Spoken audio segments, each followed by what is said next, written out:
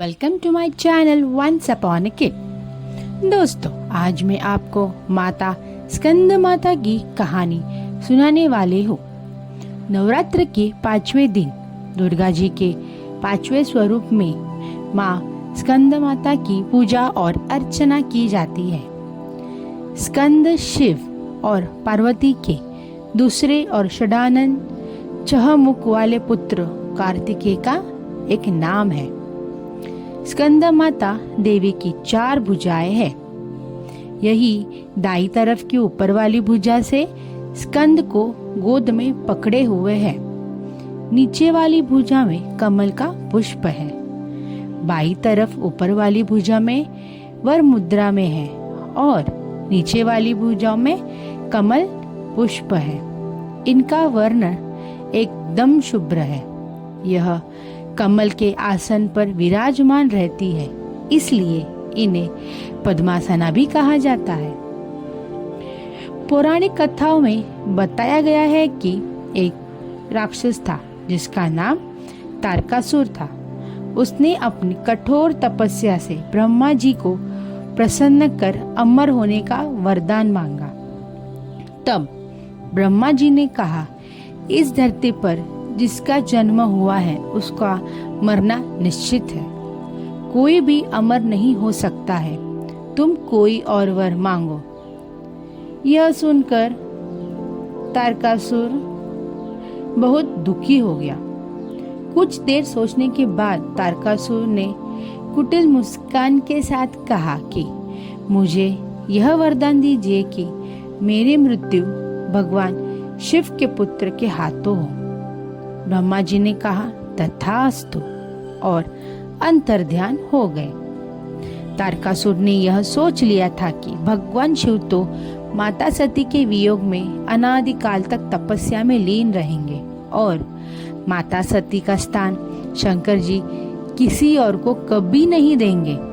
अतः वे तो अब विवाह करेंगे ही नहीं और उसकी मृत्यु, जो कि शंकर जी के पुत्र के हाथों होनी है, बिना शिव जी के विवाह किए उसका जन्म लेना भी संभव नहीं है।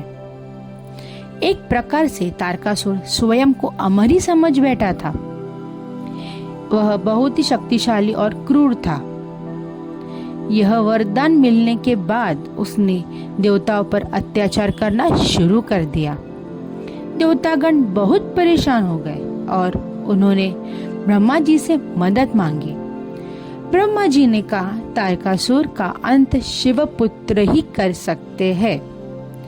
यह सुनकर इंद्र और समस्त देवतागण भगवान शिव के पास पहुंचकर इस सृष्टि को तारकासुर से मुक्ति दिलाने का निवेदन किया। शिव जी ने सभी देवताओं को इस समस्या से मुक्त कराने का वचन दिया।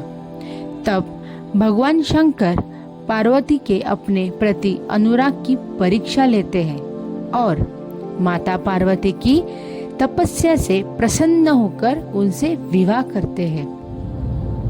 विवाह के बाद शिव पार्वती के पुत्र स्कंद कार्तिकेय का जन्म हुआ। कार्तिकेय बाल अवस्था से ही बहुत वीर और शक्तिशाली थे। उन्होंने दूसरे असुरों का संहार करना शुरू कर दिया। अंत वो समय आ गया जिसकी देवताओं को युगों से प्रतीक्षा थी। उन्होंने तारकासुर से युद्ध किया। एक भयंकर युद्ध हुआ जिसमें कार्तिकेय ने तारकासुर का वध कर दिया। देवताओं ने कार्तिकेय की वीरता की प्रशंसा की और उन्हें देवताओं का सेनापति बनाया।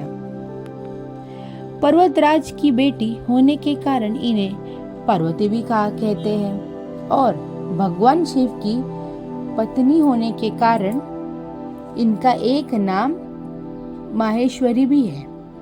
इनके गौर वर्ण के कारण इन्हें गौरी भी कहा जाता है। माँ को अपने पुत्र से अधिक प्रेम है, इसलिए इन्हें स्कंद माता कहा जाता है, जो अपने पुत्र से अत्यधिक प्रेम करती है। तो दोस्तों, यह कहानी थी माँ स्कंद माता की। दोस्तों, अगर आपको यह वीडियो पसंद आया हो तो ज़रूर शेयर, लाइक और सब्सक्राइब कर देना। धन्यवाद।